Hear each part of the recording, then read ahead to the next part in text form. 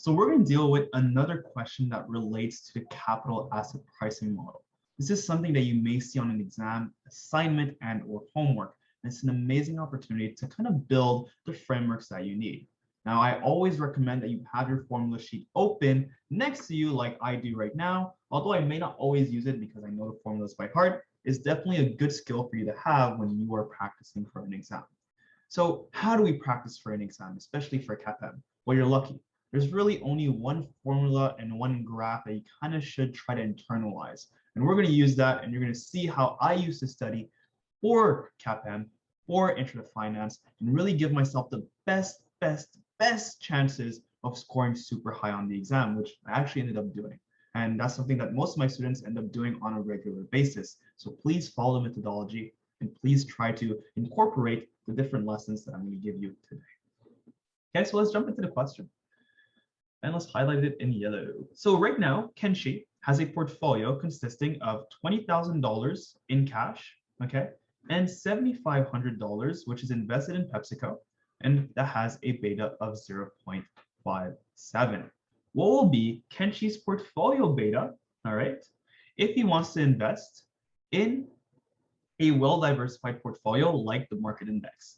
So what will be the portfolio beta if he wants to invest? He wants to invest 50K in a well-diversified portfolio.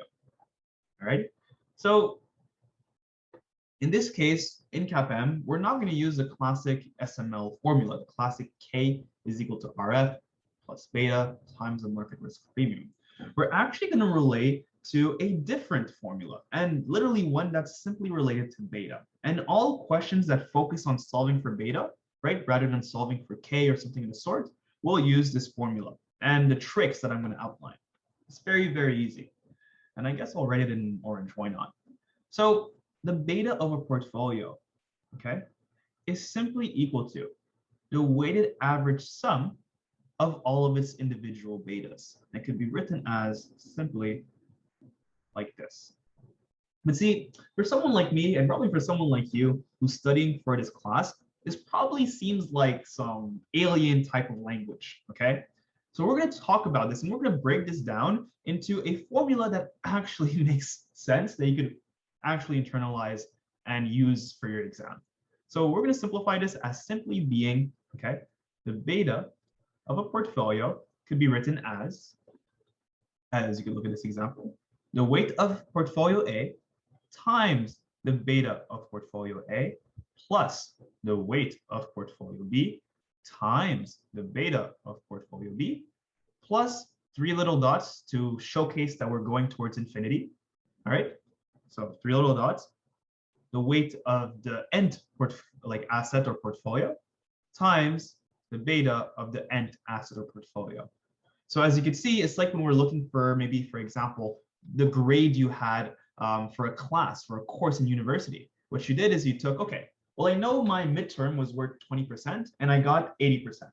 So the total amount of points that I got from that exam would be 20% times 80%, okay? And then there would be the rest of the grades you got in that class. That would be essentially worth, I guess, only 80 points. And whatever grade you get, let's say 100%, would be 100 times 80. And you would add these two sections together to find the total grade that you had in the course. Hopefully that made sense. You could take 2 seconds to kind of internalize it, but really it's a weighted average sum. It's very straightforward. And as you can see, I'll put it in another color now. This could be simplified and written as this, okay? Hopefully that gave you some context on what the heck I just said and what the heck, betas are all about. This is the only formula you'll need, though, all jokes aside, okay? And in this question, we're telling you that you've invested a specific set of dollars in different types of buckets, okay? You have invested in cash holdings, so you have cash, okay? You have PepsiCo as an investment, and now you want to invest in a well-diversified portfolio, all right? So you have 3 different types of investment. We're going to call it investment A, investment B, and investment C, all right? You could even put a little circle around them to be cute, okay? Now we're going to try to define, well, what is the weight attributed to investment A? What is the weight attributed to investment B? What is the weight attributed to investment C? The reason why we're doing this is because we know, once again, And maybe I skipped a step. I'll make it super clear. Because in this case, we're solving for the portfolio beta. That's our mission. That's what we care about. We know that this is an unknown. Okay? And for that reason, we're solving for this.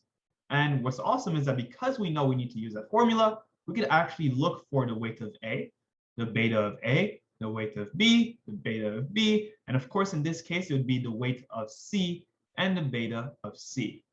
Now, look how funny that is because we could do it right now in 2 seconds. It's super straightforward. So let's do that.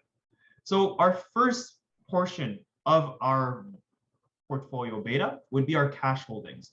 We know that the weight of A, our cash holdings, would be equal to $20,000, right? Because that's how much money we've invested into that portion, plus the sum of all the amounts. So plus 20K, plus 50K, plus 7.5K. That's going to be the weight that we've attributed to our cash holdings, okay? We could do that for every single one of these. This one, the weight of PepsiCo, will be 7.5K over whatever the sum was that we're going to figure out. And that's going to give us the weight of our investment in PepsiCo. And then the weight invested in the well-diversified portfolio, which is C, would be 50K over that amount, right? Which is going to be OP 77.5K. All right, and that's going to give us the weight of A, B, and C. Let's do that right now. Let's go figure out what those amounts are. So we're going to have the weight of A, the weight of B, and the weight of C. Just for you to really get some context, and you'll see why this matters in a second. So this will be cash, this will be Pepsi, and this will be our good old friend, the well-diversified. So we're going to call it well, okay? So in this case, if you could do some basic math, you would see that we have here 20 over 77.5.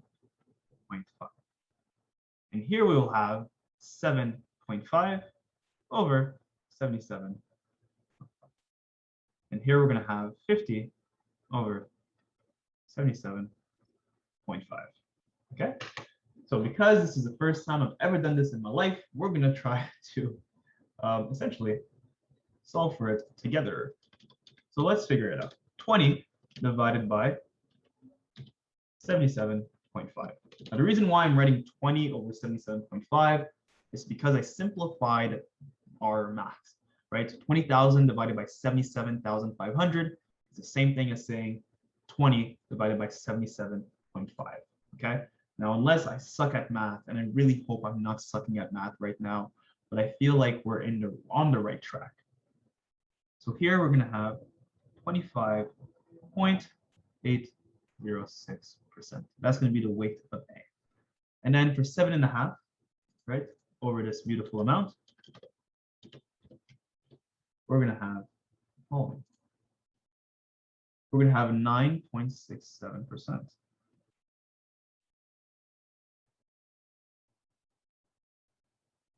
And then for 50,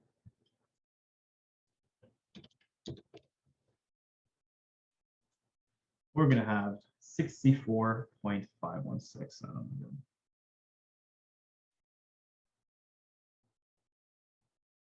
Okay, cool. So we have the weight of A, we have the weight of B, and we have the weight of C. This is awesome news, okay? But now there's still one more step, right? If we look at our formula above, right, we need to find the betas. We need to see if we have them already. The betas for A, the betas for C, and so forth. So let's identify those things right now, okay?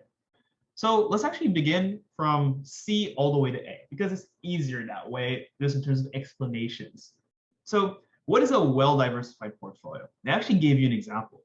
They told you, hey, S&P 500 / market index. If you read through your notes and you were like kind of like you're ahead of the ball here, you would notice that this is synonymous with the expected return on the market. And if you remember, the expected return on the market, it has a beta, right, equal to 1. Okay, so that's really important. So we would say here that the beta of C is equal to 1. All right, beta of C is equal to 1. And then for PepsiCo, they made it super simple for you. They said that the beta of, in this case, I don't know why I wrote C, the beta of B is equal to 0.57. That's awesome. So you know that the beta of B is equal to 0.57. Now, this is where it gets a little bit fun. Beta of A, the beta of our cash holdings. What the heck is that? I don't know. How do we find that? Okay, well, we just need to take a step back. What is beta? Now, this is something that may be slightly outside of the scope of an introductory to finance course in university, or even during your MBA or your CFA level 1. But it's important to understand what beta actually stands for.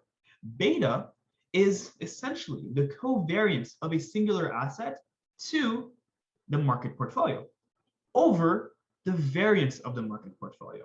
Now, I won't do a mathematical proof right now in a little video, but I want you to understand though, in like really high level view, is that beta tries to measure the contribution of a specific asset to the market variance, okay?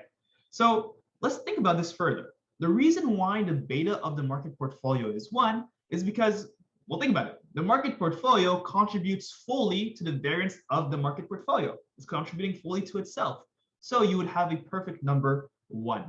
Now, why does the risk-free rate, right, has a beta of 0? Is it because it has a risk, a systematic risk of 0? No, that's not the case, right? Nothing could avoid systematic risk. However, the risk-free rate, if we take our framework back into picture here, is essentially not contributing at all at the variance of the market. The risk-free rate has no contribution to that, right? Its covariance in relation to the market return is null. For that reason, you would get 0 divided by the variance of the market portfolio, and that would give you 0, such that your beta for the risk-free rate is 0. If you want to take some time to pause the video and literally just do a quick proof for math purposes, you can. It'll definitely give you more context, and it'll definitely help you further on. But now within that same like train of thought, what about cash holdings? Cash holdings is quite literally something that you would have, on hand in your own pocket type of thing. And cash holdings, right, in your own pocket, your money that you have in your own pocket, does that contribute to the market variance, right? Does that have any risk on a stock or something of the sort? Hell no. It's cash that you can put underneath your mattress if you want. You know what I'm saying? It has no contribution to the market variance. So in other words, cash is kind of like the risk-free rate, low key. Okay, so it has a beta of 0 as well. That's going to be really important because when we calculate our stuff, you're going to see that when we do our math, it's actually going to kind of cancel itself out. So now we have all of our data. We have everything that we need. Okay, we have everything that we need. So we could solve for the beta of our portfolio. So the beta of our portfolio, and I'll write it here.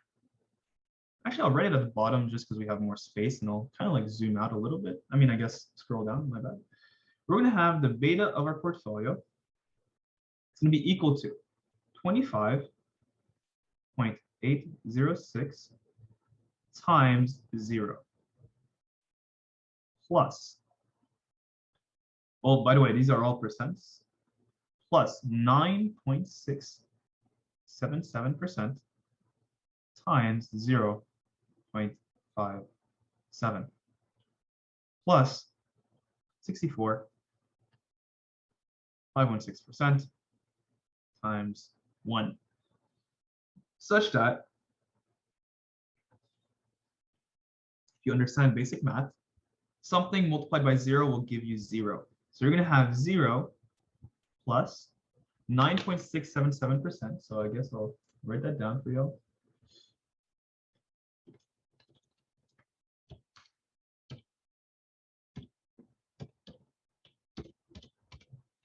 Times 0.57. No erreur de maths. So we're going to get 0.055158.9 plus 0.64516. Okay, and that's going to give us a cute little amount. We can maybe this. Sorry, I'm just, by the way, The reason why I'm kind of being silent is because I'm just adding everything on my calculator because it's the first time that I've ever done this question. Now I know it's not making the video as cute or as fun and as quick, but I know that we typically put our stuff at like max speed. Okay, so maybe you could just skip through this if you already have the answer. And it's actually already written on the screen. But what you get is that the portfolio beta is equal to a beautiful, cute number, 0.7003189